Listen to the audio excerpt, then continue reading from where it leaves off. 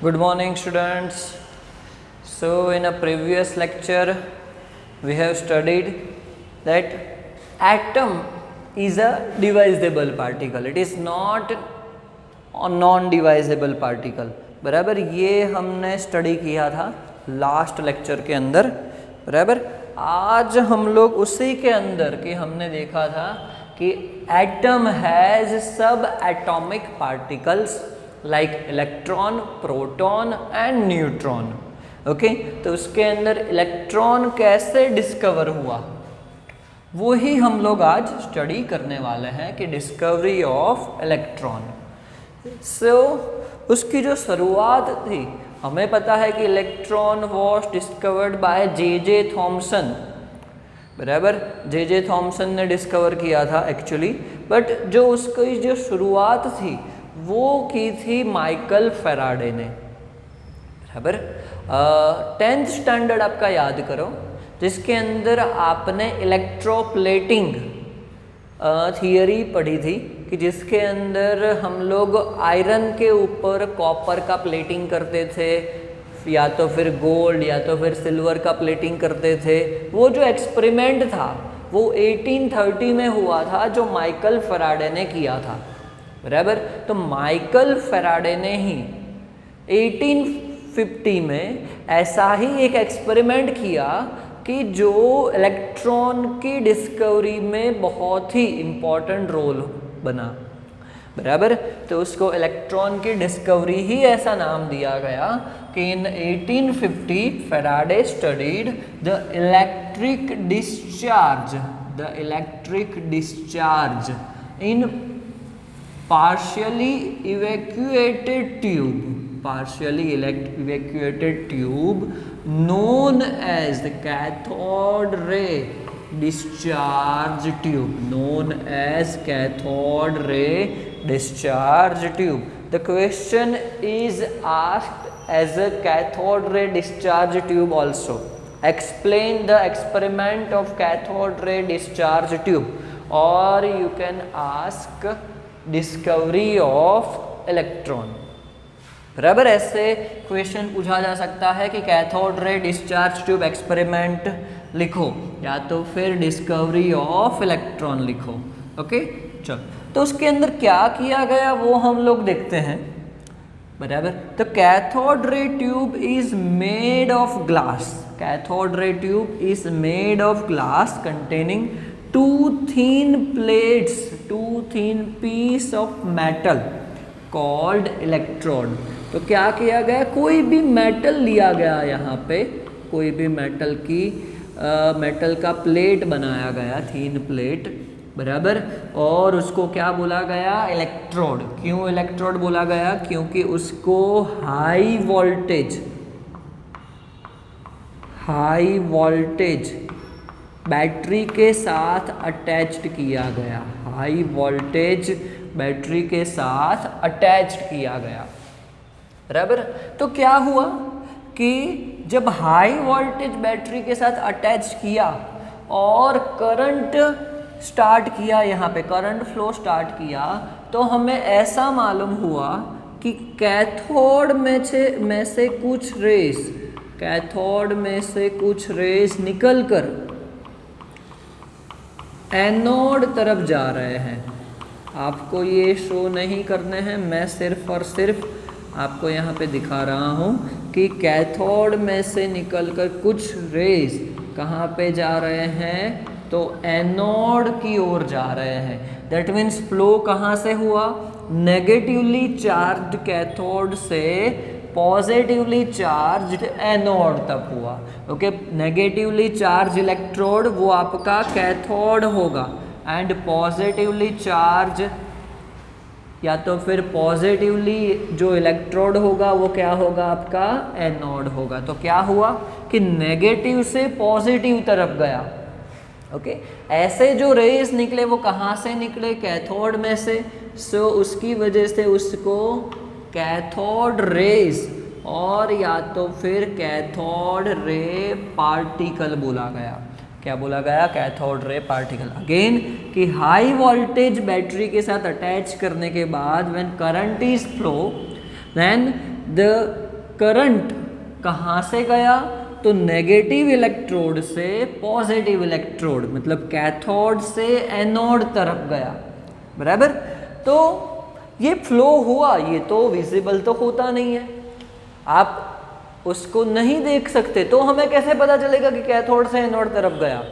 उसके लिए भी एक एक्सपेरिमेंट किया गया कि जब भी पहले हाई वोल्टेज बैटरी के साथ करंट फ्लो किया गया, तब क्या हुआ कि जो हमने ग्लास ट्यूब लिया था वो क्या हो गया, पूरा प्रकाशित हो गया, पूरा क्या हो गया कि लाइट उसके अंदर से बाहर निकलने लगी, बराबर। पर ये जानने के लिए कि कैथोड से एनोड तरफ ही गया, उसके लिए एक और मॉडिफिकेशन करवाया गया।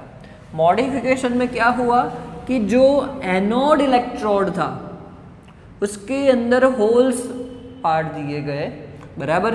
और लास्ट में जो जहाँ पे ट्यूब ख़त्म होती थी वहाँ पे एक फ्लोरोसेंट कोटिंग किया गया।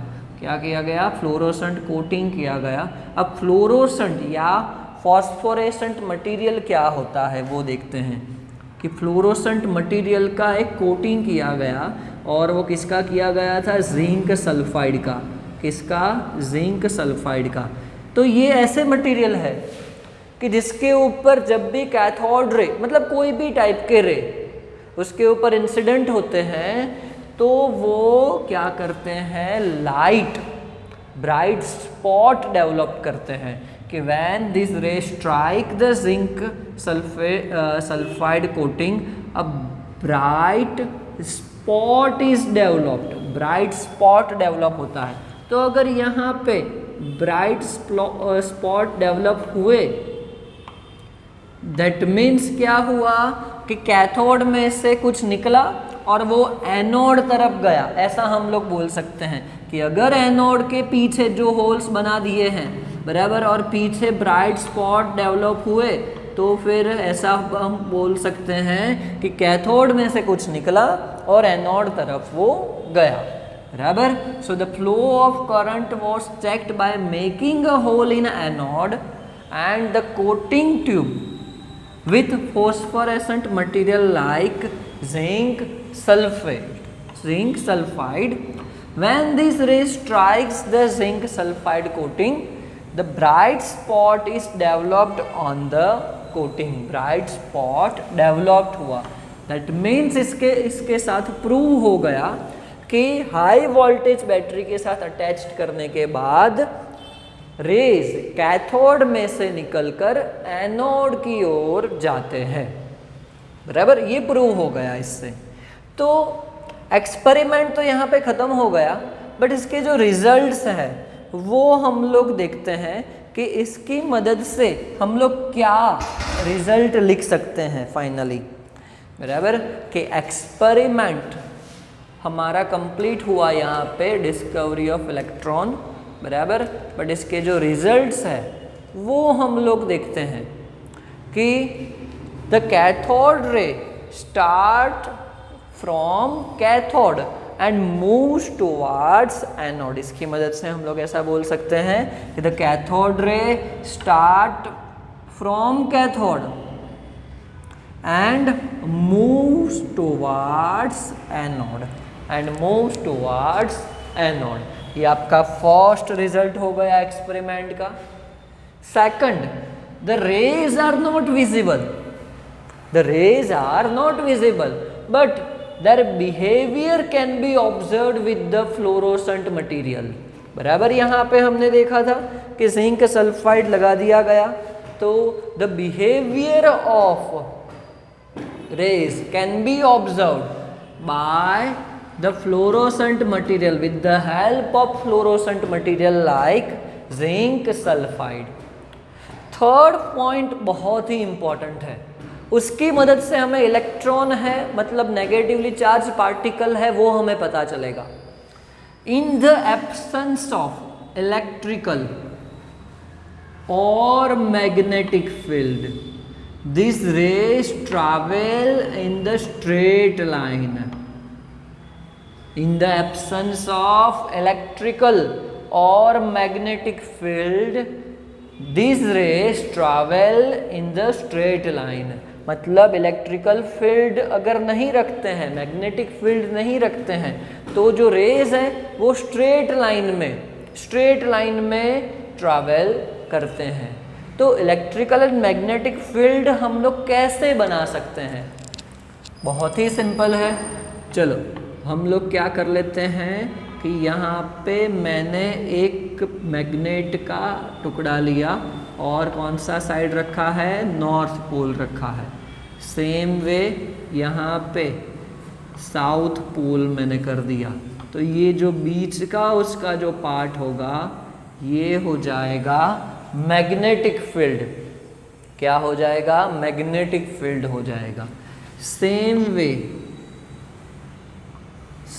वे यहाँ पे हम लोग एक प्लेट ले रहे हैं और यहाँ पे दूसरी प्लेट ले रहे हैं, बराबर। एक प्लेट को नेगेटिव के साथ अटैच कर दिया, दूसरे को पॉजिटिव के साथ अटैच कर दिया और हाई वोल्टेज बैटरी मतलब बैटरी के साथ अटैच कर दिया। तो जो यहाँ पे बीच में प्रोड्यूस होगा वो होगा इलेक्ट्रिकल फील्ड, बराबर। तो ऐसा कोई फील्ड नहीं रखते हैं यहाँ पे ट्यूब में, तो फिर ये जो रेज है वो स्ट्रेट लाइन में मूव करते हैं, तो फिर इलेक्ट्रिकल या मैग्नेटिक फील्ड रखेंगे तो क्या होगा? वो आपका नेक्स्ट पॉइंट हो जाएगा। In the presence of electrical field और magnetic field the behaviour of cathode rays are similar to negatively charged particle. कि यहाँ पे क्या हुआ कि वो नेगेटिव चार्ज के जैसा वो बिहेवियर दिखाता है।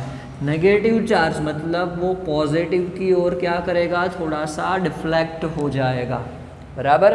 पॉजिटिव की ओर वो डिफ्लेक्ट हो जाएगा, ऐसा हम लोग बोलेंगे। ऐसा देखने को मिला होगा कि एब्सेंस में वो स्ट्रेट लाइन में जाता है, तो फिर अगर नेगेटिव चार्ज है तो वो क्या हुआ होगा? पॉजिटिव की चार्ज की तरफ वो थोड़ा सा डिफ्लेक्ट हुआ होगा।